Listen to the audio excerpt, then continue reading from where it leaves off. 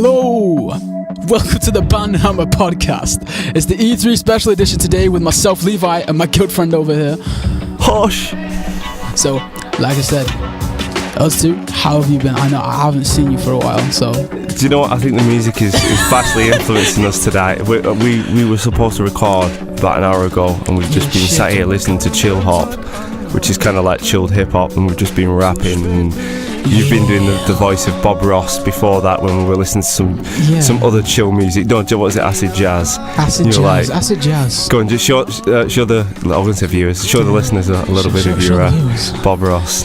That what Bob Ross does is we just take a little bit of that phthalo blue and just on your 2-inch brush and just swave it in.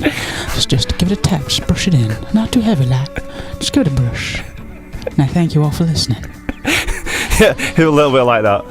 So, anyway, that's massively been distracting us. But before we do our usual and just like go off on one. Yeah, go off on one for about half an hour before we even talk about the first game. Yeah, we'll get into E3. As probably, if you listen to this, you'll be aware of E3, I'm assuming. Anyway, it's kind of big news, and yeah, we kind of just wanted to do a show as soon as possible, as the E3 has been commencing, covering essentially our own sort of interests. So it's a bit of a personal thing, but it's kind of like, I'm going to name drop a few things that I've been looking at.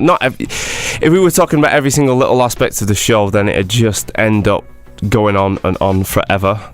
Yeah, and I'm just going to turn my microphone down a little bit. So just a few things that kind of have interested me. Go on, man, you tell me. And yourself, Levi, you know, I'm sure you've come across some interesting things. Oh yeah, definitely. Have you enjoyed it? Have you kind of... E3 for me is, as horrible as it says, a lot of it was disappointment. Yeah, I've kind of like, I'm looking at things, and I have got some there's excitement in me with certain titles, but a lot of them I already was aware of. It's not the ones I was aware of, it's the ones I wasn't aware of. But really? A game, I'm not going to drop into it, I don't know much about it, but there was a game named Scalebound, and I'm guessing the idea is you'd bond it with a dragon, and it was like a multiplayer online kind of thing aimed on console on Xbox. Right. But the thing is it felt like it felt very unpolished. The gameplay looked terrible. It looked the graphical intensity wasn't there. It felt like a game from 2009 and not a game from 2016, right. Realistically. And it was funny. Kinds like that, it was disappointing. It was funny because I was watching some trailers yesterday, and I was just marveling over like how amazing pretty much every game that I see looks these days. It's like, do you truly get a bad game? And I suppose that depends on how picky you are, really. I mean, obviously we are going to get instances of those games that are kind of shock people into how bad they are. For example, Alien, the Marines get, you know, the Aliens game that came out. Was it Aliens or Alien vs Predator? Yeah. Oh no, to be honest, my only experience with that is playing at 4 o'clock in the morning and roughly around the age of 10 or 11. I mean the new one that came out a few years ago, like, that was notoriously bad, and there was another one as well, some guy on a motorbike. I've suddenly forgotten the names, but really bad games. Shit, basically. But I mean, in most cases, everything's looks polished and it's much better than what was classed as a bad game back in the past, you know. Oh, definitely. We've come quite far, to be honest. Some of the games, though, were quite outstanding. Yeah. And I'll tell you now, there was probably a game or two that I saw and just made me sit there and think, well, what the fuck have I just sat here and watched 3 minutes of? I've learned a complete utter of nothing about this game. I can funnily enough, there are a few trailers like that are trying to give a few hints, and I can think of one of them, but it's which I'll get into in a bit, that it does actually intrigue me, but I'll kind of bring that up a little bit later. But you kick this one off. You tell me what have you enjoyed. Yeah, it's hard for me to talk too much specifically about one game, because there's quite a lot. So I'm not going to spend. I'm just going to kind of skim over a few. I mean, we had the BioWare stuff come up, and Mass Effect Andromeda. Oh, Andromeda. This is the one where they were saying we wanted to capture the essence of Mass Effect 1. From what I was reading, it was something like... They were stating stuff like, when you played Mass Effect 1, you was introduced to a new galaxy, new species, and everything was new. And that's what they're saying they want to recapture with Mass Effect Andromeda. What I've done, right, this is what I was thinking I was going to mention to you before, but I thought, no. What we end up doing is we meet up and we're like, we want to talk about stuff excitedly. And then we realise, hang on, we should have said that in the show, because then it becomes like I'm repeating stuff, you know. Yeah, it does. But what I was going to say is the only downside of it, talking about these games, even though I have seen some trailers, I kind of don't like the idea of watching too much into things, even to the point watching trailers at times of any, like, because it kind of, for me, it spoils it when I start seeing too much. What I love is the mystery of seeing something for the first time, even the gameplay, because like Mass Effect Andromeda, right?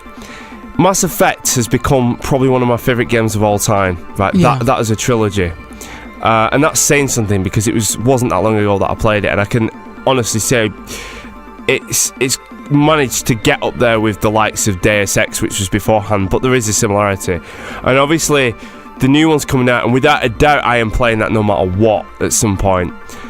And it's interesting to see them. They've got the series and they've decided to take it into Andromeda, which is obviously the nearest galaxy. Oh, is that what's actually happening? Because I never bothered to proper watch the trailer. I just heard things. Well, again, that's what I'm guessing. I've not looked into it enough, because I don't want to spoil myself. I want to wait until the game comes out. So I've looked a little bit into it. I've not seen the trailers. The only trailer I ever saw was the one last year, the first one they showed. Yeah. But I've purposely kept away from it. I was reading a little bit on it. I know it's supposed to be due out next year, so it's coming out in 2017. Oh, there's a few games like that. Yeah, there are quite a few, and those ones are probably not worth thinking about too much for a while anyway, because some of them look like the next E3 will be out by the time these games are getting launched. So it's kind of the less relevant. Some of the Final Fantasies are in that bracket as well, like the remake. Yeah. So it's kind of less relevant to look into that. One of them is more on my mind at the moment, but I'll go into that in a bit. But yeah, I was just reading that there was a lot of tensions pretty high with Mass Effect and its team, because apparently a lot of developers have left. You know, some people were worried that they'd made some sacrifices and got rid of certain features, although they do say that there may be a couple of tweaks made, but really minor. Yeah. I do know that most of the ex-developers of the original Mass Effect trilogy are not involved in this, because they're involved in a brand new IP that they're working on. Oh, so it's a brand new team. But then they try and get around that sort of justifying it not being a bad thing, because by saying like fresh blood. Yeah, it's fresh blood, and new people who are new on the project get to see things in a different way that the people who are already attached to it. I've forgotten what he's called. The guy who's the guy who's overseeing this whole thing.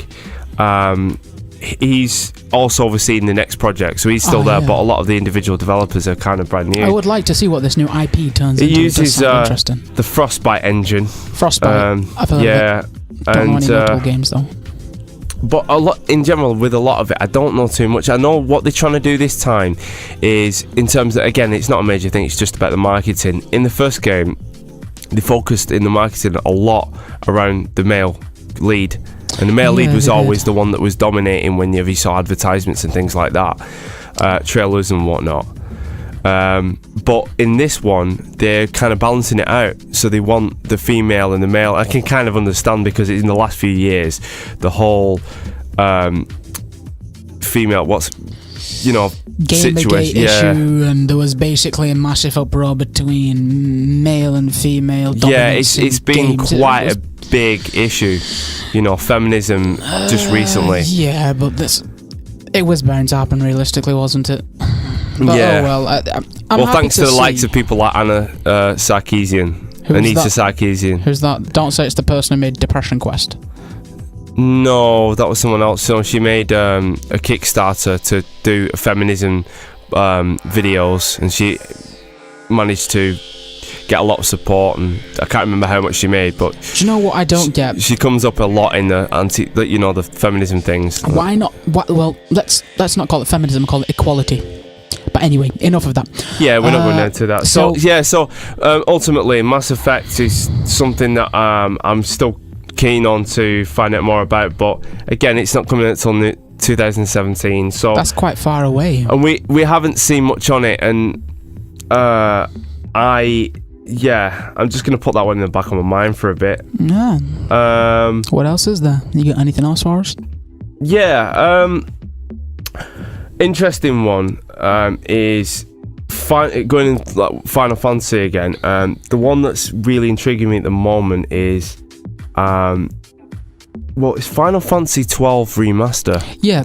You know, I think in the last podcast we had a little section where we talked about Final Fantasy 12, and you said you didn't want to pick it up on PlayStation 2 because it was getting a remaster, and I said I pray for you it does, because it was great. It was quite literally about 2 days after. Bloody got announced 2 days after, and I was like, well, shit, let me go and eat my humble pie. I remember that. Yeah. And I was thinking, I saw this and I was like, you're gonna have to get this game, especially now that it's getting remastered, because it's such a good game anyway. I was trying to quickly find a release date, or not.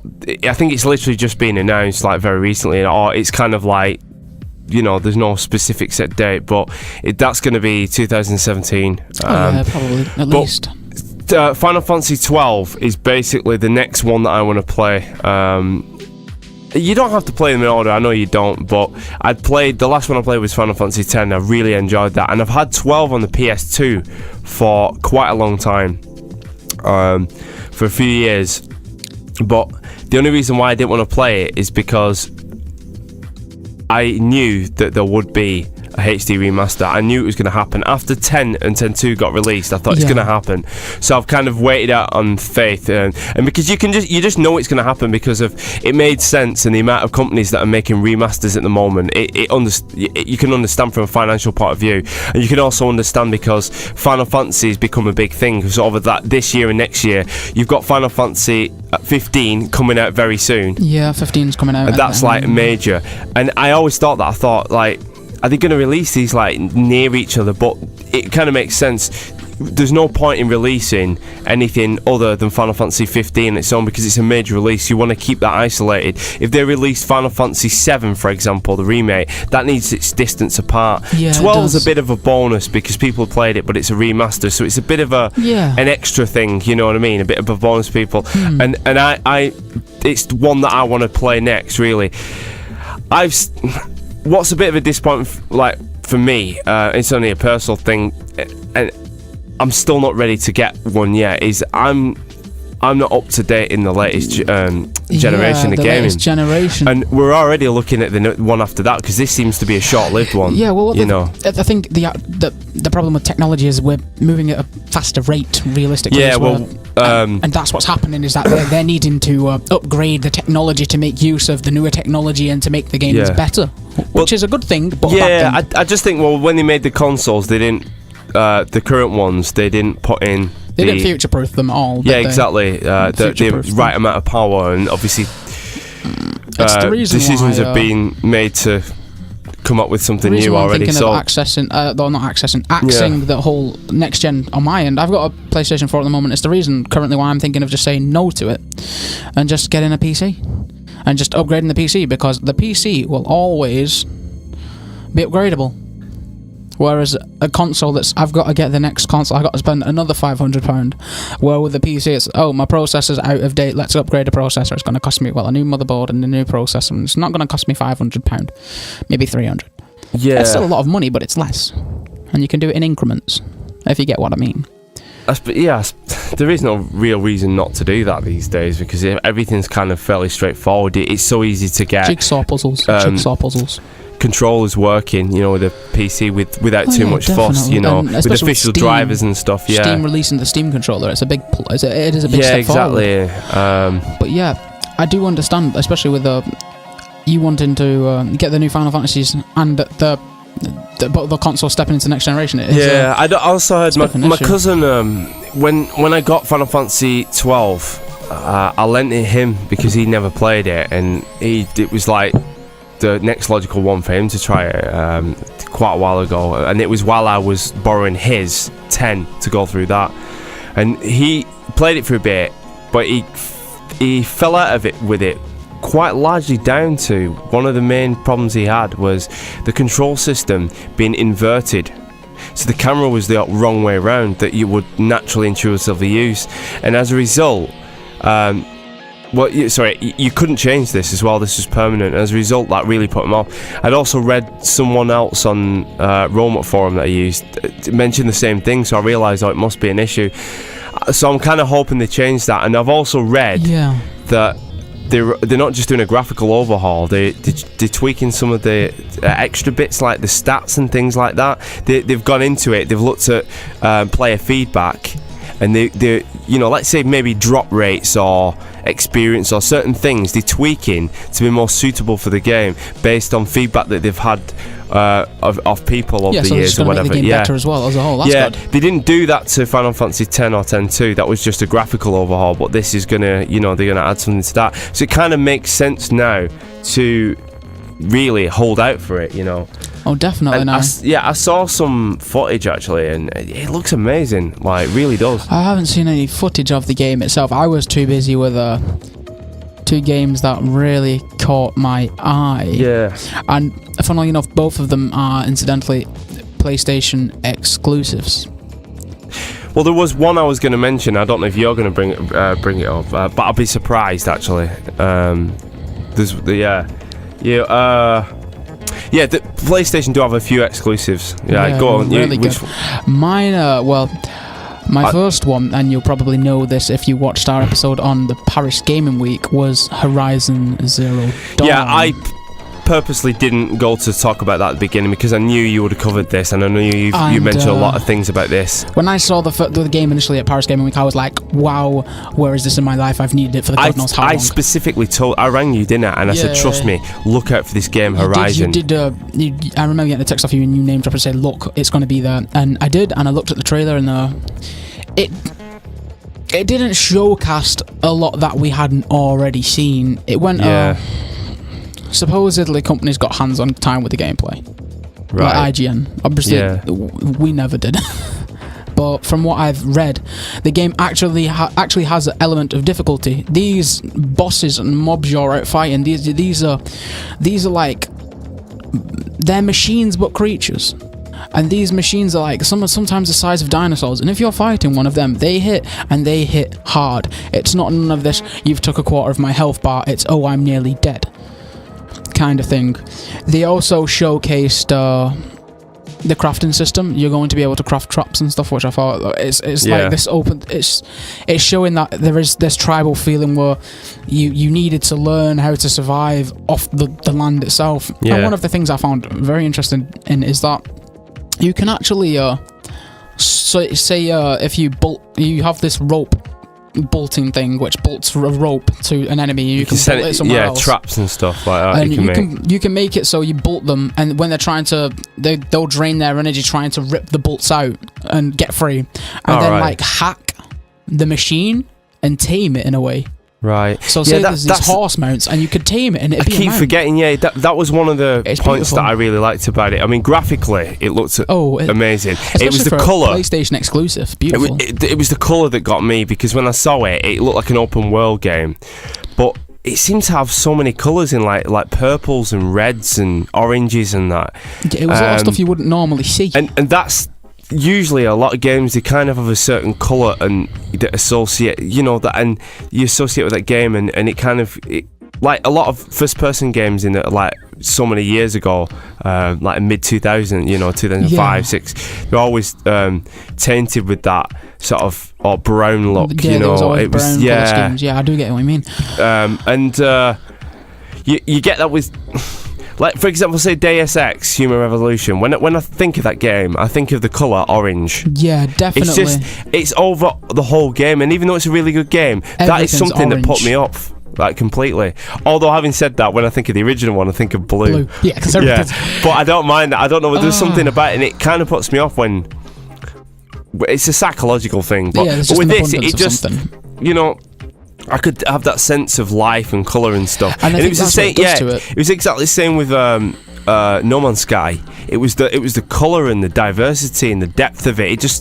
It brought that extra sense of scale in terms of visuals, you know what I mean? Yeah, definitely. Speaking of which, I don't think No Man's Sky made an appearance at E3 this year. I was a bit surprised on that. Yeah, I've not seen anything on that. I've been waiting for that, you know. I'm not personally a fan of it, but I know you are. It's interesting. It's not normally the thing that I would have probably looked at in the past, but I thought, you know what, I'm kind of following through with my intrigue, because I feel like it is something different. It's different, and I feel like, do you know what, it'd be a great thing to do a Let's Play with, you know, because definitely. Because I think every experience that people do is going to be very different, a bit like Minecraft in some way, but something completely different. Yeah, sure. You know, so it's not so whatever someone's watching on the video is going to be a unique area, because it's unique experiences. It's all and stuff, part of the same universe, or the same galaxy, but the galaxy is pretty much modelled on a real life galaxy, you know, which, as you can imagine, what is it, like 17 quintillion planets? It's like, so no one's going to visit the same planet more than once unless they've got the specific coordinates. It's just not going to happen. Yeah. You know.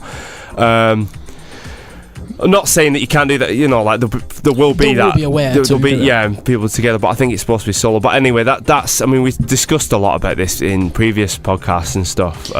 But again, the other thing about Horizon was the whole combination of dinosaurs and technology and robots, and it's, you know, I did really like that. There's a unique look to them. For me, it was the whole idea of you're no longer top of the food chain. It was this. It brings an element to a reality where you're not the biggest thing around.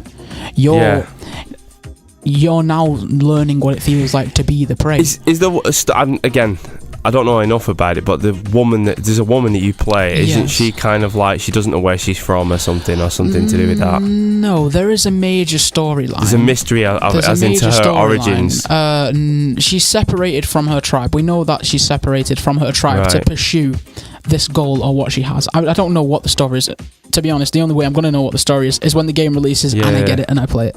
But for me, it was just, the world itself was so beautiful, so well made. The reason the colours stood out to me was you had the grassy textures, you had your greens, and your blues from the water and the sky, and then you had the chrome textures from the actual machines. We're going down Bob Ross scenarios now.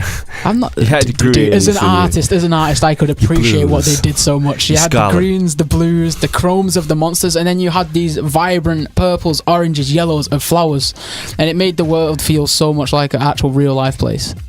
Yeah, oh God, definitely. And that's what sold me to it. Is if I can get lost in a game, that's enough for me. Yeah, definitely. It's why I played WoW for so long. Is I got lost in it. I thought it was a world in and of itself that evolved around you. The people, the players evolved. The world evolved. I was there when it went through things. This isn't a multiplayer game, is it? No, this is more a single player, and that's what interests me. Player, and it has choices in it, like the tribal stuff. Like I know for a fact they've already stated that there will be storylines between the tribes. Yeah. That you play a part in. Yeah. When you're visiting tribes and you're going out. Right, so I do like the idea is that you're seeing a world that's going through changes, and you're instrumental to them changes, and I think that's awesome. That's cool. That's cool. For me in Horizon Zero Dawn. I love that game. Yeah, so go on, definitely keep an eye on that. Have they said anything to the release dates again? 2017. So it's another one. So which is one of them. I've got to wait longer. Well. Another one that I want to bring up. Have you seen much? Again, it was one that it does intrigue me. It's one of these examples where we know very little of. It's got criticism from people, and rightly so. I can understand why, but at the same time, I've got faith in it. Well, I want to have faith in it. You want to have faith. I think I know where you're going with this. This is a funny little title called Death Stranding. This is the trailer that when I watched, I sat there and went, what the fuck did I waste 3 minutes of my life on, and why have I learned nothing, and why does that man look like he's just had a cesarean? I was like, just stay there for 5 minutes. I'm going to watch it again, and I'm going to think about it again. Yeah, and this is the same thing that I pretty much many other people thought. And I've even been reading stories about Hideo Kojima, how he's kind of been taken on by Sony now, so he's kind of like riding with the likes of, I think it's Mark Cerny and stuff, you know, who's I think it's just Sony. A big excuse to get the Walking Dead actor to do dumb shit. But I mean, not gonna lie. Hideo Kojima, yeah, he's obviously, as we all know, the man behind pretty much had a dealing with Konami, disappeared, and he's come back. He's got teamed up with Sony. He's created his own studios, Kojima Studios. Yeah. Which I do like the logo on that, the robot. Have you seen that? I've not, but the interesting thing is about the whole Konami thing. Yeah. I was watching the trailer and someone had commented saying that, do you not think that this is a game saying a big F you to Konami? Now that he's left, the way the trailer was laid out. Really? Everything, because it's like, everything's dead. Everything gets beached. All these whales, these fish, they're all beached, and then there's well, just explain in the trailer, so like, just in case whoever's listening hasn't watched it or whatever. But yeah, it's kind of it starts with a few lines of like some poetic lines, you know. Can you see a world in a grain of sand, and can you hold infinity in your hands? Just things like that. And then there's a close-up of a beach, like super close-up. You can see like dead crabs and that, and it almost, you know, they look huge because of how close the camera is. And then it pans, the camera's moving, and it pans over a body of a guy. He looks naked, and he's kind of lying, crawls towards a naked baby, and picks it up and holds it in his hands. And as he stands up and the camera pans around, it turns out to be what's it called now? Norman Reedus, I think it's called. The one of the dudes in Walking Dead. Yeah. Who they originally wanted to do Silent Hills anyway. It was that, you know, supposed to be getting involved in that in the first place. And obviously that went tits up, and so it's looking like he's now involved in their primary project, Death Stranding. And he picks up this baby, and then the baby, he kind of holds it to his chest, and he's crying. Starts crying, and the baby sort of then disappears. Someone pointed out, and I thought of it, but without thinking too. You know what I mean? I was aware of it. The animation between him, again, it's someone picking, like, because I thought it was pretty good, like, graphically. But I remember thinking this. The animation was quite jarring between him crying and then looking surprised. It happens really quick. It's very quick, and I remember thinking that to myself, and then I saw someone write. It's a good thing because it's surprised for a reason. Yeah, no, but I can see what they mean. It does look a little bit unnatural, but again, I don't. You're nitpicking there, really. I'm not. Yeah, because it's funny. I'm talking about something that like usually doesn't bother me, you know. Like, you'd already just gone over it. And you didn't care. I'm behind in the times of like the latest technology anyway. To be honest, you know, I'm a generation behind, and we're looking to go to the next ones, you know. 2 generations. But anyway, so this baby disappears, and then the camera pans out, and there's a beach with pretty much dead sea life. Yeah, dead sea life, whales. Sharks, fish. Yeah, fish. I think there's like schools of crabs and stuff. And what was interesting, in the sky, there's like 4 figures that in just the sky, that look like almost silhouettes of people with their arms out. Or apart crosses. I said this. There was, I think, it's basically in a line, and it looks like figures of sort of people, and it's really tiny, and they look like sort of symbols of some sort. And the middle one's different from the outer 4. It looks like, because I think, what is it now? Like, you can see the arms on some of them, like, but on the one in the middle, like, you can't really see it looks more like a cross in the middle. I wasn't really paying attention. Yeah. I was trying to wrap my head around what I was watching. Yeah, when you said about the cross, because I thought that, and where it looks like he's had a C-section, it's in the shape of a cross. I noticed that after. In fact, I commented on it looking like a cross, actually. But what I found interesting is it's the whole kind of mystery behind it. And someone pointed out, he said, "See, this is what I love about Hideo Kojima. It's like it's put this attention to detail and mystery in a lot of things that quite often a lot of AAA games you kind of don't get.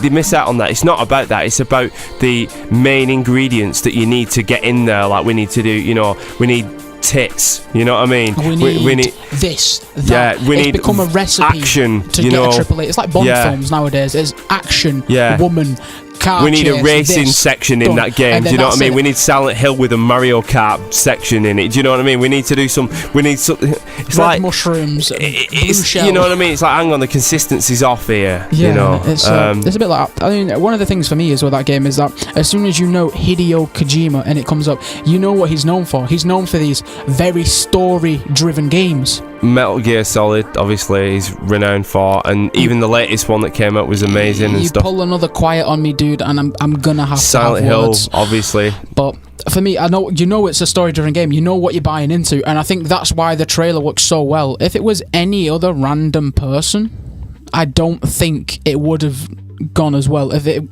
the fact that it's Hideo Kojima, you know that he is paying attention to that deal. Everything you see in that trailer will have a meaning behind it. But it was funny when he got introduced on stage. It's like I saw like, the introduction. I saw the back. music, and the music went serious, like, and then the logo appeared. The Kojima Productions. Everything looked sort of dead serious, and you know, there's a sense of tension. And then he comes out on stage and like some kind of like major superstar, and then he just says a few lines like, "This is our new game." I was saying racist, don't I? Like, I'm gonna be like that putting his accent, but yeah, he's like, you know, this is our new game, new future game. I can't remember what he says, but like a few words, and then the trailer came up, and then it finished, and it was like, right, that's it. There's nothing beyond this. There's no insight into what's going on, you know. But the intrigue behind it all, like the mystery, I kind of like it, you know, and I'm happy for it to sit for a while and then come back to it. I mean, but The thing is, this is just the announcement trailer. yeah. They will probably release another one after that. But yeah, that's So yeah, what about that's, what else? What else have you? Death Stranding, the one trailer that made me go, what the actual fuck. For me, a big one is being a fan of the hack and the slash God of War. I saw that as one that I never wrote down. This was I've still not played awesome. any of them yet. Because it's completely different to everything we know about God of War. Really? God of War is mindless violence for violence sake. It's called God of War. If it wasn't about that, you'd have an issue. But in this game, there's a meaning to everything. And by a meaning to everything, I mean, it's almost like they've gone away from what Kratos is his rage that got him into so much shit in the first place is trying to quell it. You see him walking into this home and he goes something like, boy, pick up your knife, we're going hunting. And then all of a sudden turns around, it's something like, I'm hungry, feed us. And he's taking, and this lad's his son. Right, yeah. And he's taking his son, he's teaching his son how to hunt. And just partway through the trailer, he gets he gets cross with his son. His son takes a shot at this deer when he tells him where, and he doesn't. He's like, and he's getting proper in order, and then he just stops and calms himself down, which is completely unlike Kratos as we know him. He's normally hot-headed, fueled by anger. Yeah. And it shows that he's almost he's had the best anger management lessons. He's maturing. God, he's getting soft in his old age, kind of thing. I wouldn't say so. Some of the things I've seen are brutal. Yeah. I mean, you see him punch a troll in the face and the thing staggers backwards, and this thing's like a good 15 times the size of him. Yeah. And it felt as if after watching the entire trailer, you teach your son, in the first few minutes, it's like, there's fresh tracks, and when your son learns about the tracks, this experience meter comes up saying, tracking plus 15, and then when your son, when your son kills this deer with archery, it comes up, archery plus 50, and it's almost like everything that goes on in that game is tied to you teaching your son, you passing on the knowledge. Yeah. One of the things I noticed was he swapped out his twin chain blades of Chaos, or blades of Athena as you may know them, for a single axe. And it's set in this Nordic environment, this snowy wasteland. And it's leading to Norse gods because there's a troll in it, in the trailer, and what happens is you push your son back off the ice and you're going at it with this troll protecting him, and then basically you say to your son, I'm gonna hold it, you're gonna kill it, kind of thing. And you beat this troll up, and there's a quick time interaction for Spartan Rage, and you go up and you beat the crap out of this troll, and you get him down, and you're holding him down, and his eyes open, and the troll says to you some way, and your son hesitates for a moment, and he lets loose the arrow, smacks you in the chest. You get annoyed about it, you kill the troll yourself, but you get over it, and it's this kind of, the troll's speaking about Valhalla. God of War is based in the Greek pantheon, and now Norse mythologies come into it, which is all interesting. But for me, it's the whole, it's a story now. It's not like, as far as the God of Wars go for storytelling, they're not the best. It's got all serious. They're not the, like, you don't play a God of War for the story. Let's put it that way. You play it for the hack and slash and the brutality. But with this, it's like the series as a whole matured. Yeah. You're now, it's the passing on of knowledge. It's the epitome of human existence, passing things on to the next generation. Yeah. And I think it's just, the way they captured it in the trailer was beautiful. The way they capture it throughout the game will be whatever throws it off. Yeah. The only issue I have with it is it's almost like it's copying The Last of Us. Right. The Last of Us, you had Ellie, where you're trying to smuggle Ellie wherever. Like you're trying to get Ellie out of quarantine, basically. Yeah. And that's it. But I think the difference between Last of Us and I think it's called Joel and Ellie, is that Joel and Ellie come together from unfortunate circumstance. They grow on each other. You're going back to your son. Yeah. And you're showing him what it means to be a god. Yeah. And it's almost like, while you're showing him what it means to God, he's showing you what it means to be human. Oh, right, okay, yeah. So you're right. So yeah, he's kind of teaching him. They're teaching each other in ways, yeah. And what's interesting, I can see, subliminally. Yeah, and this is not going to stop this series. This opens up more scope for then his son to take over. So in future, there'll be probably, is it called Kratos? Kratos, the God of War. Yeah, he will eventually take a back seat, and the son will carry on, I reckon, in future. Yeah, but the son doesn't have to be the God of War. The son could be something else. Oh yeah, possibly. For all I know, the son could be Zeus and start throwing lightning everywhere. The thing is, that's one of them I kind of skipped over. Not because it's bad, but I've never played any of them, and it's just I've not got around to doing it, and I just thought it's the beauty of there being not two characters, because there's a lot of games these days. Especially JRPGs. There's two perspectives you can play from, and normally you have to do 2 run-throughs to witness both perspectives.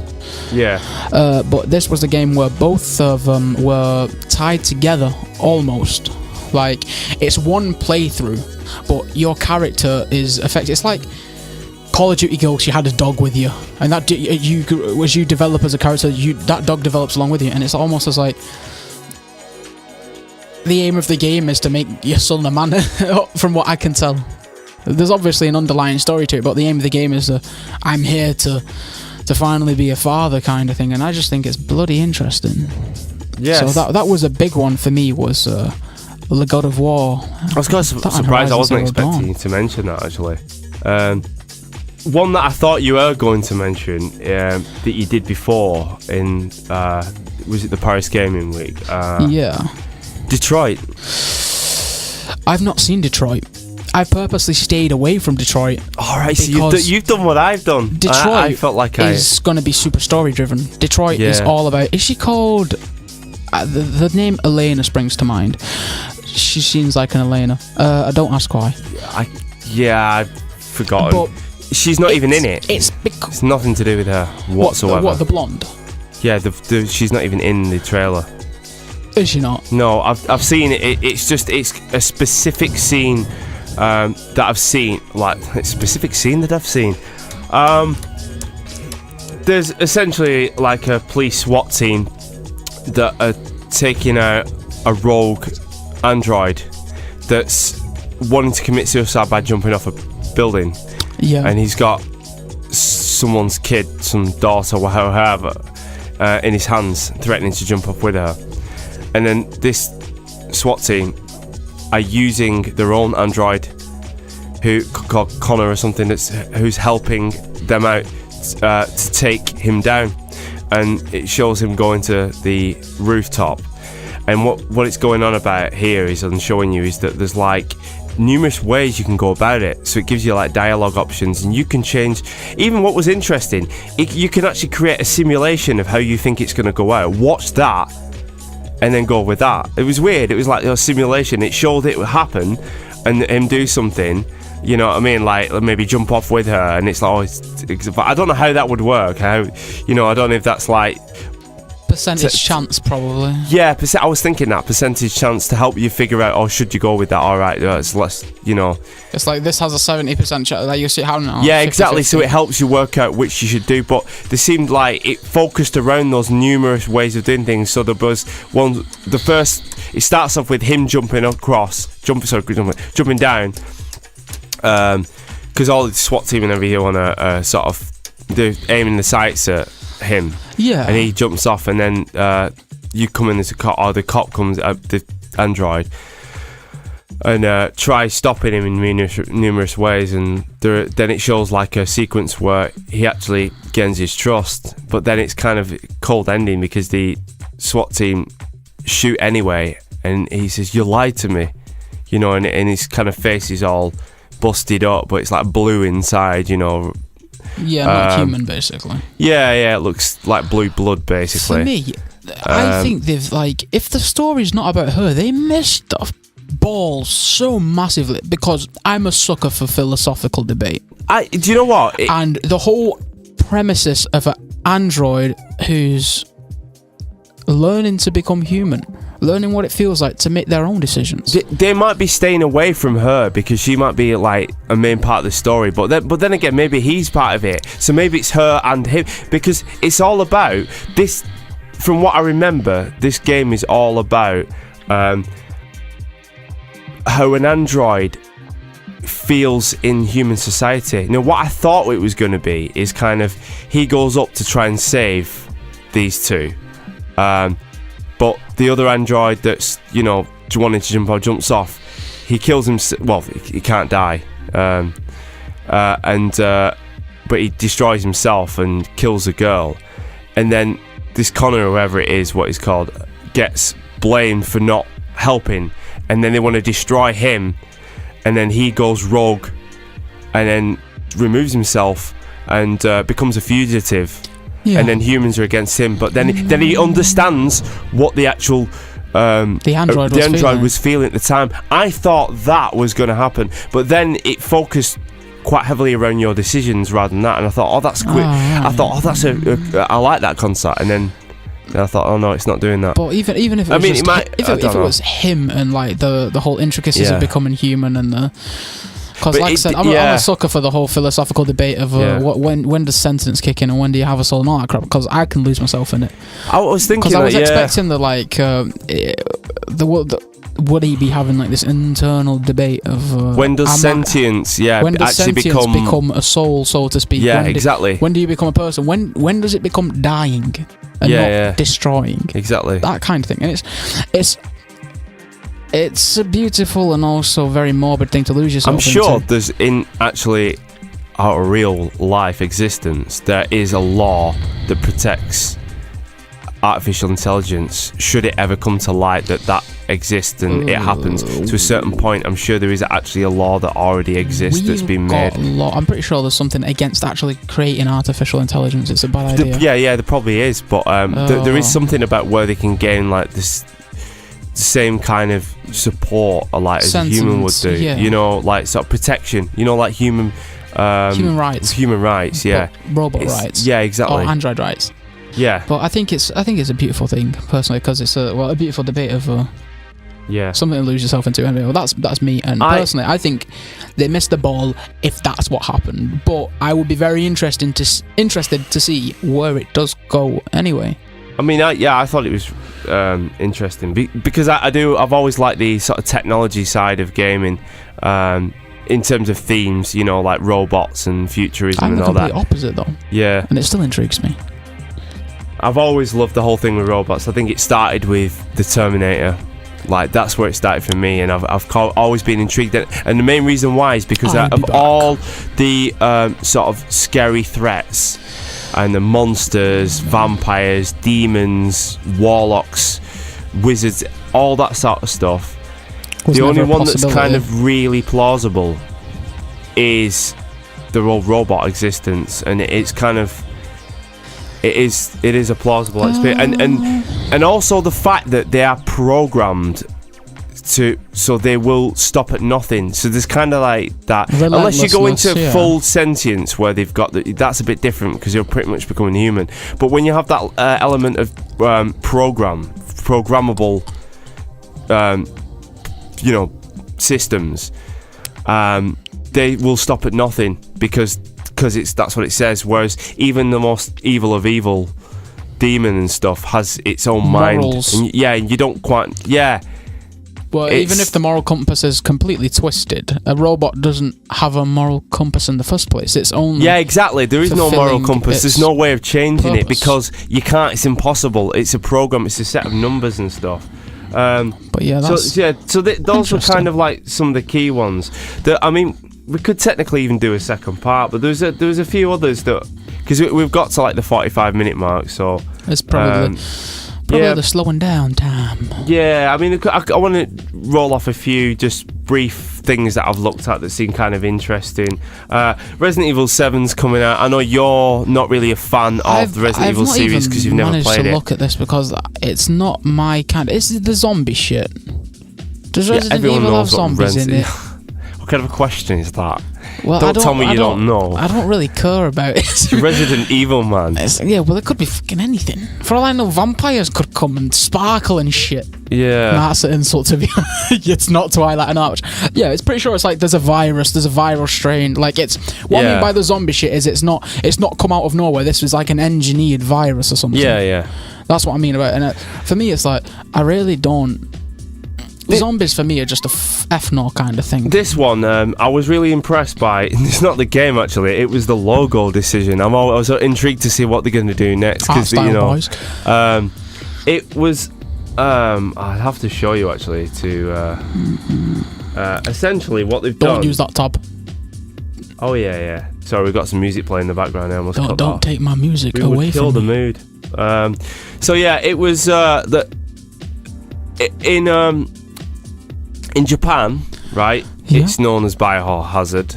I take it you know that. What a biohazard is? Yeah, I know what a biohazard is. I take it you. I know what a biohazard sign looks like. Yeah, so if I can just like quickly get up the logo, and I suggest Oh, actually, do you know what? This is different. Yeah. This. Yeah, check it. Right. Okay. I'll explain what I'm looking at. This. I thought it was quite genius.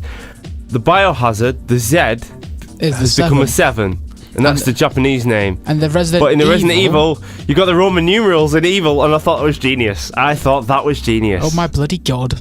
That's fantastic. That's beautiful. That is one of the best uses of like numbers in a title. It's such a cliche, right? And I've seen people taking the piss out of this for years. You know, you expected numbers in titles and that, but I thought it worked really well, the fact that you've got the Roman numerals and the number in the two opposite titles, Biohazard and Resident Evil, and they're quite well known. Biohazard's quite a renowned name for it, if you know the game, and I just thought it was almost poetically good. The game itself, I've not seen a lot of it, but you can see the pictures of it. It reminds me of Silent Hill. Like it's a little old, like an American old decaying wooden house, like the kind of place where you definitely don't go in the basement kind of shit. Yeah, exactly. But looking at it doesn't bring memories of Resident Evil. No, it doesn't. But then again, I've not played the Resident Evil since 3, so I'm used to the original ones. Police department, that sort of place. PD. In the streets and city and that. But so it's kind of different. But it feels almost like they've taken leaves out of PT demo and the Silent Hills resurgence and yeah, I mean, I get it. For me, I don't want to comment on it because I'm biased as hell. Yeah, I'm not personally a fan of it, but that's another one. That some strange ones that like I kind of had no idea much about until I actually saw them. I don't know if you've heard of this game. There's a Ubisoft press conference. Ubisoft. Yeah, I always call them Ubisoft. I don't know why. It's Ubisoft. No, it's Ubisoft. Yeah. I used to always call it Ubisoft for some weird reason. Not Ubisoft or just whatever the fuck of amalgamation of words. Yeah, definitely Ubisoft. Yeah, Ubisoft. Ubisoft's like, oh, can you know English, my friend? Nine? It sounds like an annoying American word. Ubisoft. You know. No offense to you Americans out there. I was waiting for you to just. But yeah, I prefer Ubisoft as a. Yeah. I hate this company. I hate this company with a passion. In fact, there are not. I don't think there's a company out there I hate in the games department more than I hate these people. Yeah. No, believe me. I have a deep-seated hate for this company. Oh yeah, because The Division, you had one fucking job. Yeah. I could get fucking. There was basically, I remember Cheat Engine. You know the little things you could get to get cheats on a Game Boy? That fucking worked on that game. The Division. It's a AAA title and it's online. It's a game where the best gear was in the dark zone, a PvP zone, and you made it to the point where I lost to a cheater. I'm not going to play this game because I can't even play the game because I'm just getting, you lag and shit like that. It's just, that's why I hate it. But have you heard of a game called For Honor? No. It's neither had I. It's essentially a game that came out about a year ago, but it was a multiplayer online game. While I get an image up online, again, anyone listening to this will have to do their own research on it. I just want Levi to visually see what it looks like, sort of. Yeah. So, picturing it, yeah, it's kind of... it's set in like a... many years ago, kind of, My kind of gig. Yeah. My kind of gig. That's why I thought you might be interested, and it's centered around sort of a war between Vikings, knights, and samurais. And there's this figure, Svengali-like figure, called Apollyon, and it's like some kind of evil figure. Not Napoleon. No, Apoleon. Oh, so they just took the N off. Apollyon. It's a female character as well, but she looks like some kind of like dark knight. Looks like something you'd expect to see in like Dark Souls or something. Has this haunting voice, and how for like 1,000 years staring up shit between each one of them, so they wage war. 1 second, I'm gonna have to answer the phone. Right, apologies for that brief interruption. Phone went. We are running out of time as well, so I'm gonna have to wrap this up real soon because. So there's like a Dark Knight. Your lift is already here, yeah. But ultimately, what I was getting into is one that you might want to check out, Levi, because it's kind of this, like I said, this Bengali-like appear called Apollyon, or Apollyon, and she's stirring up sort of shit between these three playing them all tribes. off against each other. Yeah, these Vikings, knights, and samurais. And from a gameplay perspective, it looks graphically like an impressive sort of. Assassin's Creed, but I think that the people who've done the visuals are probably behind that as well, which is Ubisoft. Yeah. So you've got that kind of, especially in cutscenes and stuff. Definitely. It does look prettle cool. But is that all we know about it, or is there more? And it looks like, in terms of, I've seen a bit of gameplay, like like sort of, like you hack and slash like God of War, but more weighted and natural movements like Assassin's Creed, but without that. Obviously, you're not running and jumping up buildings. You're more. You sort of. I'll have to look into it myself. Really, it seems interesting. And I'm not, like I said, I don't want to put money behind a Ubisoft title after what they pulled with Watch Dogs, and it's the reason why I'm not even looking at Watch Dogs 2. Yeah. Which is the reason why I completely ghosted that. But for me, that's been my E3. That's been my E3. Horizon Zero Dawn, God of War. They've been the main two games. Nothing else really stood out. Just a few things. I'm not going to go into them, but other ones that I've never really got a chance to talk about. I'm really intrigued about the brand new Zelda title. I've not played a Zelda game for years and years. This one looks like a Studio Ghibli type animation, and I know they've renowned, to be great. These Zelda titles, and I wouldn't mind going back to Nintendo because it's been so long since I've really done much with Nintendo. Persona 5, although it's another series I want to get in. I've only ever played the first one. I'm avoiding that because I played Persona 3 and it's supposed to be like that. So there's a new South Park game coming out, Fractured But Whole, where they're focusing on like superheroes. So rather than the RPG piss take of the first one, it's like now the theme is superheroes. So, there was what else? The Last Guardian that got mentioned again. I'm trying to avoid it, but it's the third title in line with the Eco, Shadow of the Colossus, The Last Guardian being about 11 years since the release of Shadow of the Colossus. Absolutely. And this is coming out. Well, I'll have to look into this. That's coming out in October this year, so that's coming out pretty soon. And it does look, the relationship between the kid and there's like a. There's a kid. He's like in Shadow of the Colossus, you got a horse and this kind of like relationship between two. This is all about sort of it's like a dog stroke dragon thing, but there's a lot of it's the animations and the realism between the two. Now we'll carry on for a long time, but we're gonna have to clearly end this. That's thanks for listening. If you've been with us, all these 50 from the beginning of this show, beauty. Even more points if you've heard any of our other shows and you've been listening to us for a while. Have some more, but if you've had stuff in E3 that we've not talked about and that you want to let us know about, drop a comment and tell us what did you like about E3. And again, I'm going to mention the Let's Play. Hopefully that's coming at some point. I have tried doing some stuff. We had problems. I think I might mention this last show. Yeah, because I've got the new sound card. Still got to get around to doing it. That should come up soon. Until next time, we'll leave it. We'll see y'all later.